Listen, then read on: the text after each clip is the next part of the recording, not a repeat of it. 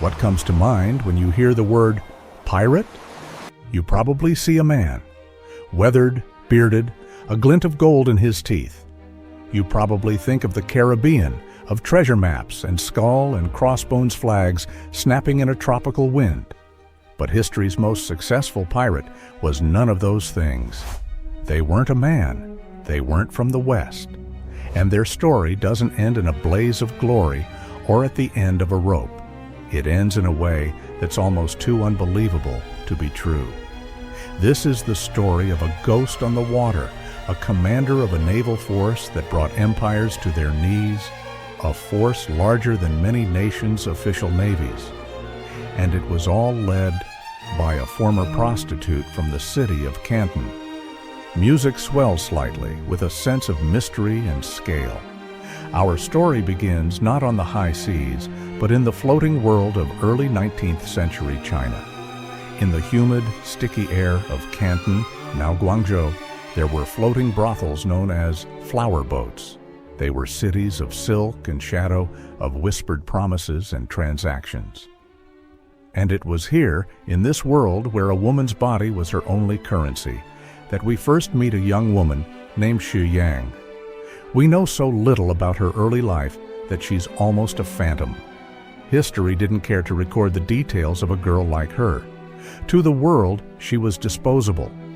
But she possessed something that couldn't be bought or sold, a mind that saw patterns, an ambition that burned hotter than any lantern on the Pearl River. And one day, that ambition was noticed. In 1801, she was captured by, or perhaps strategically introduced to, a man named Zheng Yi. He wasn't just any pirate. He was the commander of a massive coalition of Cantonese pirate fleets. And he didn't just see a beautiful woman. He saw an equal, a partner. The story goes that she refused to be his captive and instead demanded a contract, an equal partnership in his entire enterprise, and an equal share of the spoils.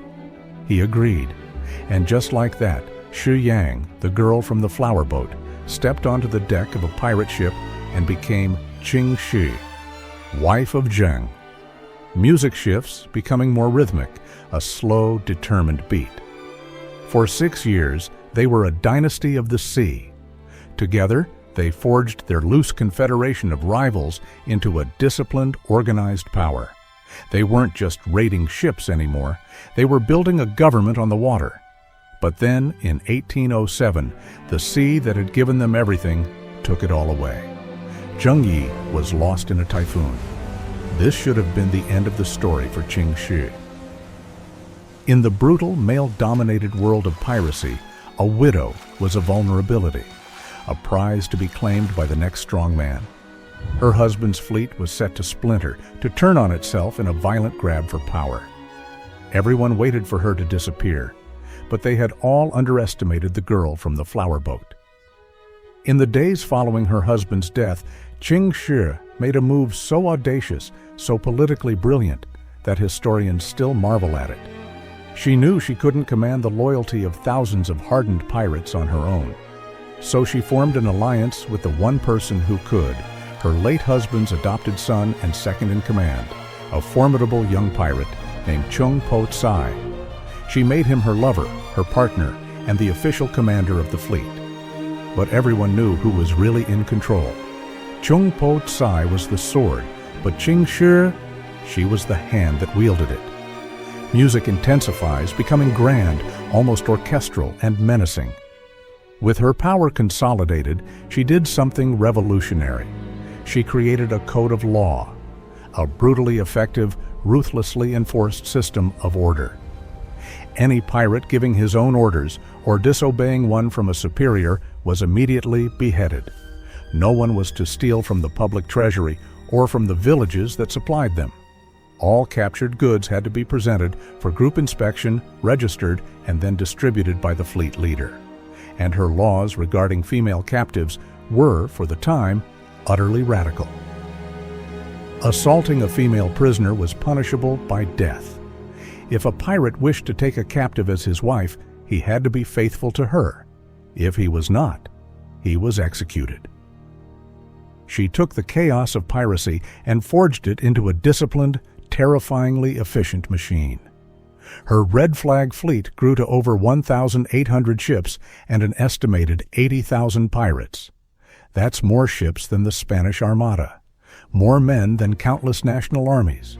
She wasn't a pirate captain anymore. She was the admiral of a floating nation, an empress of the South China Sea. She defeated the Qing dynasty's navy. Again and again and again, they sent fleets to destroy her, and she captured their ships and absorbed their sailors. She defeated the Portuguese. She defeated the British. She controlled the shipping lanes, collected taxes from coastal villages, and ruled the waves with absolute authority. For years, she was the most powerful and feared person in all of Southeast Asia.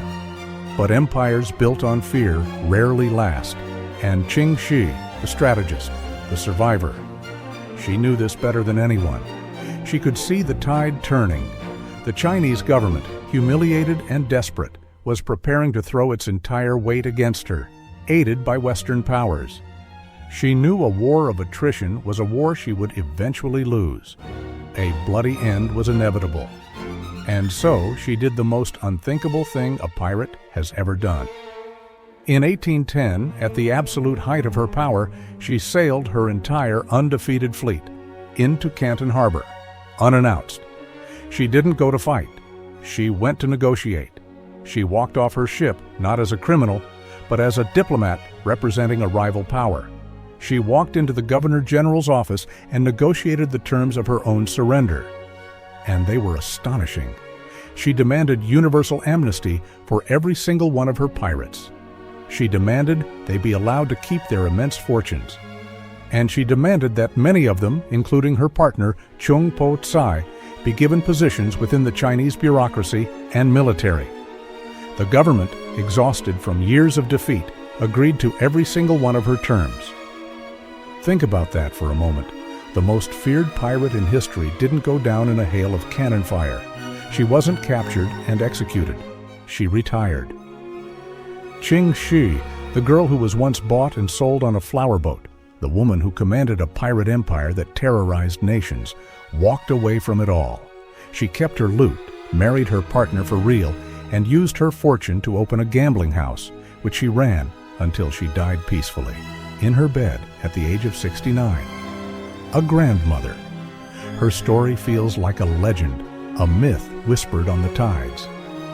It reminds us that history is full of ghosts whose real stories are far more incredible than any fiction. That the most formidable forces can come from the most forgotten places. And that true power isn't just about how you fight a war. It's about knowing how and when to end it. The South China Sea holds many secrets, but none are quite so deep or so surprising as the story of the prostitute who became its queen.